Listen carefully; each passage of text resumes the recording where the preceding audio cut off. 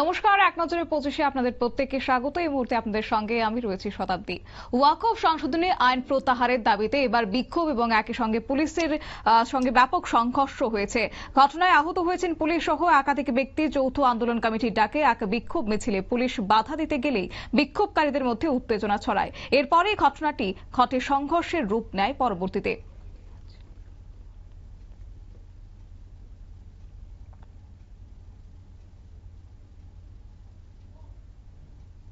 রাজ্যে অবিলম্বে মাদক কারবারিদের বিরুদ্ধে ব্যবস্থা গ্রহণ করতে হবে এবং প্রশাসনের দুর্নীতি নিয়ন্ত্রণ পাশাপাশি সমাজদ্রোহীদের দূরত্ব প্রতিরোধের দাবিতে শনিবার একটি মিছিল করে ডিওয়াইএফআই এবং ডিওয়াইএফ।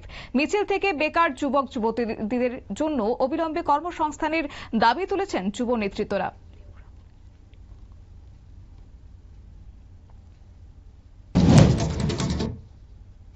বেপরোয়াভাবে পুলিশের একটি এসকর্টের ধাক্কায় গুরুতরভাবে আহত হয়েছে শিশু সহ 3 জন নাগরিক।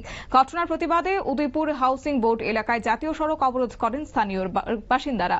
এরপরে অভিযুক্তদের বিরুদ্ধে আইনের ব্যবস্থার পাশে সেখানে আশ্বাসে অবরোধ প্রত্যাহার করে দেওয়া হয়।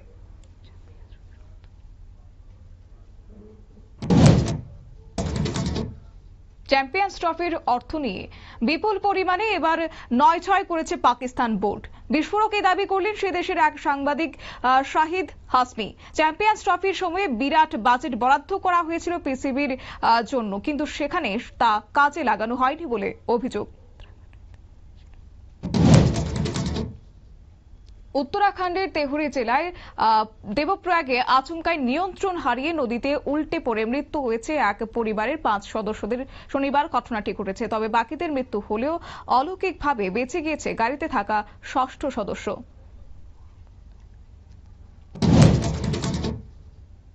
বড় পর্দায় এবার আইপিএল দেখার সুযোগ করা হচ্ছে। অবশ্য সেক্ষেত্রে আইপিএল এর ফ্যান ক্লাব এবং আসতে বল মাঠের আয়োজন করা হয়েছে।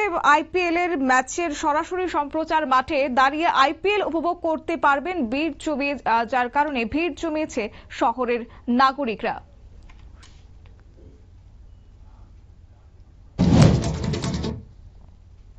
রুশ হামলা ঠেকাতে এবার রীতিমতো কঠোর পদক্ষেপ। তারই মধ্যে যে বিষয় জানা গেছে, 2100 কোটি ইউরোপের অস্ত্র ও সামরিক সরঞ্জাম সাহায্য করবে ইউরোপ। ইউক্রেন ডিফেন্স কন্ট্যাক্ট গ্রুপের সম্মেলনে এই ঘোষণা করা হয়েছে।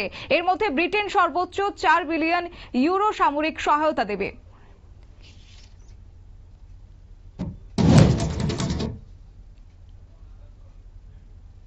15 এপ্রিল থেকে এসি এবং নন এসিতে এবার কোচের আসন সংরক্ষণের তৎকাল টিকিটের সময় কোনো বদল হচ্ছে না। বিবৃতি দিয়ে স্পষ্ট করলো আইআরসিটিসি এবং আইআরসিটিসি জানিয়েছে এই ধরনের তথ্যের জেরে যাত্রীদের মধ্যে একটা ভুল বার্তা যাচ্ছে, বিভ্রান্তি সৃষ্টি হচ্ছে।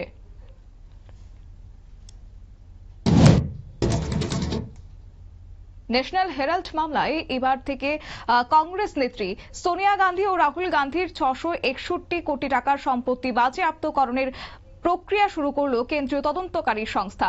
তারই মধ্যে ইতিমধ্যে সংশ্লিষ্ট এলাকায় সম্পত্তি নিবন্ধকরণের নির্দেশিকা পাঠিয়ে দিয়েছে ইডি।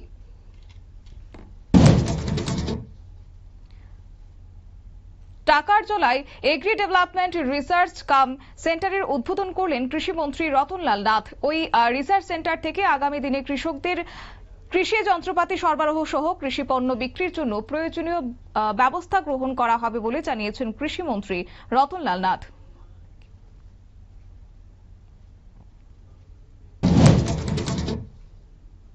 ভূমিকম্পে কেঁপে উঠল পাকিস্তান। শনিবারই সেই ভূমিকম্প অনুভূত হয়েছে, যার রিক্টার স্কেলের মাত্রা ছিল 5.3। সেই সঙ্গে পাকিস্তানি ভূমিকম্পের জেরে জম্মু ও কাশ্মীরের বিস্তীর্ণ এলাকাতেও কম্পন অনুভূত হয়েছে।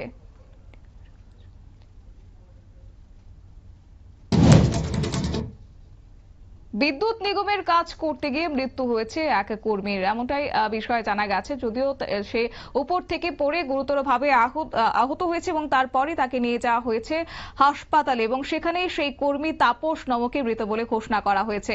ঘটনার প্রতিবাদে বিদ্যুৎ নিগমের সদর কার্যালয়ের সামনে বিক্ষোভ দেখান লাইনম্যান কর্মীরা। কর্মীদের নিরাপত্তা নিয়ে নিগমের বিরুদ্ধে গাফিলতির অভিযোগ উঠেছে।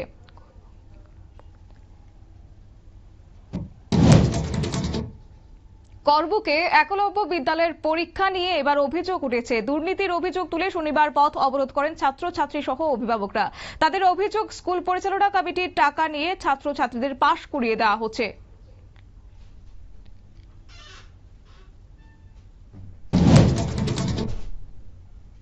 বিভিন্ন বিল পাশ নিয়ে এবার রাষ্ট্রপতিকে সময় বেঁধে দেওয়া হয়েছে। সময় বেঁধে দিল সুপ্রিম কোর্ট। যে কোনো বিল নিয়ে 3 মাসের মধ্যে সিদ্ধান্ত নিতে হবে দেশের রাষ্ট্রপতিকে, এমনটাই জানিয়েছে সুপ্রিম কোর্ট। কোনো বিল ফেলে রাখতে হলে তার কারণ অবশ্য জানাতে হবে।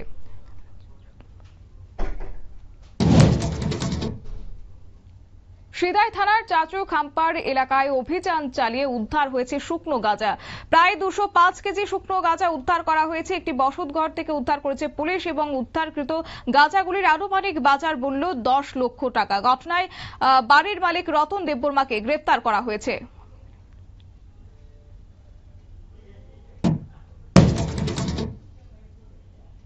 ওয়াকফ বিলের প্রতিবাদে বিক্ষোভ মিছিল এবং একই সঙ্গে আলোচনা সভার আয়োজন করা হয়েছে। জনসমাবেশ করেছে নাগরিক অধিকার মঞ্চ। সমাবেশে এই আইনকে কালো আইন বলে আখ্যা দিয়ে আইন প্রত্যাহারের দাবি তুলেছেন বক্তারা। নতুন আইন মুসলিমদের কোনো হিতে আসবে না বলে বক্তাদের অভিমত।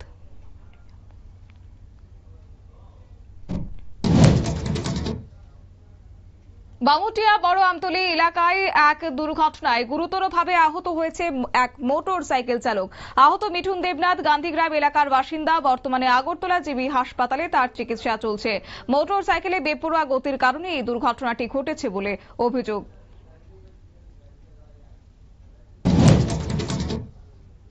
ছত্তিশগড়ের বস্তারে বিজাপুরে ইন্দ্রাবতী জাতীয় উদ্যানের নিরাপত্তা বাহিনীর সঙ্গে গুলির লড়াইয়ে নিহত হয়েছেন অন্তত 16 জন মাওবাদী। এই সংঘর্ষে সামান্য আহত হয়েছেন বাহিনীর এক জওয়ান। শনিবার সকাল থেকে শুরু হয়েছে মাওবাদীদের সঙ্গে নিরাপত্তা বাহিনীর এই সংঘর্ষ।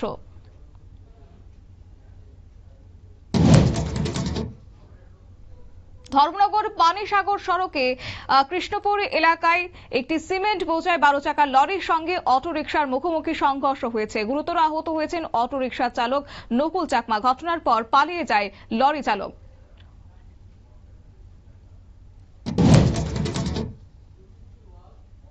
ছ বছরের শিশুকে ধর্ষণ করার অভিযোগ উঠেছে এবং যার ফলে খুনের মামলায় এবার ধর্ষণ করে খুনের মামলায় ফাঁসির সাজা শোনালো মধ্যপ্রদেশের এক দায়রা আদালত।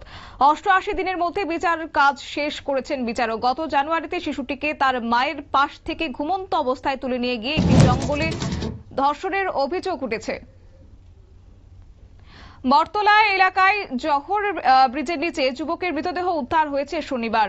নিহত যুবকের নাম স্বপন দাস। সে তেলিয়ামুড়া মহকুমার বাসিন্দা। তার কাছ থেকে উদ্ধার একটি ভোটার পরিচয়পত্র। তার নাম ঠিকানা জানা গেছে।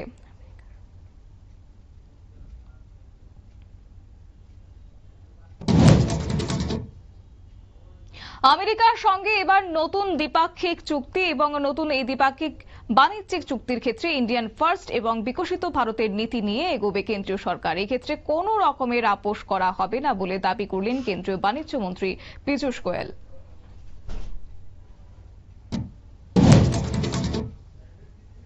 বিলোরিয়া রেল স্টেশন থেকে সন্দেহজনক এক ব্যক্তিকে আটক করা হয়েছে এবং তারপরে জানা গেছে সে ব্যক্তি নাইজেরিয়ার নাগরিক। অবশ্য বিএসএফ তাকে আটক করেছে এবং আটক নাইজেরিয়ার নাগরিকের নাম ফ্রান্সিস ওটোকো। তার কাছ থেকে 4টি মোবাইল ফোন উদ্ধার করেছে পুলিশ।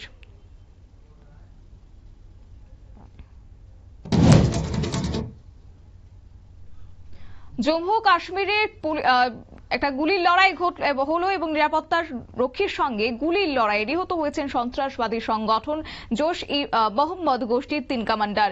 এদের মাথার দাম ছিল 15 লক্ষ টাকা। শুক্রবার সকাল থেকে উধমপুর ও কিস্তওয়ারে চলছে এই জঙ্গি দমন অভিযান।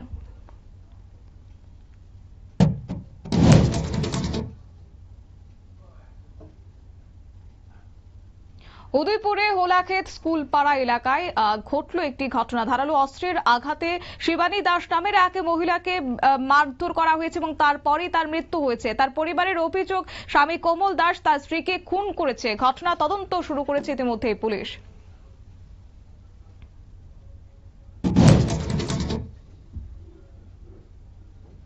এক নজরে 25 আপাতত এই পর্যন্তই। পরবর্তী আপডেট এবং টকশো দেখার জন্য চোখ রাখুন শুধুমাত্র নিউজ ভ্যানগার্ডের পর্দায়। নমস্কার।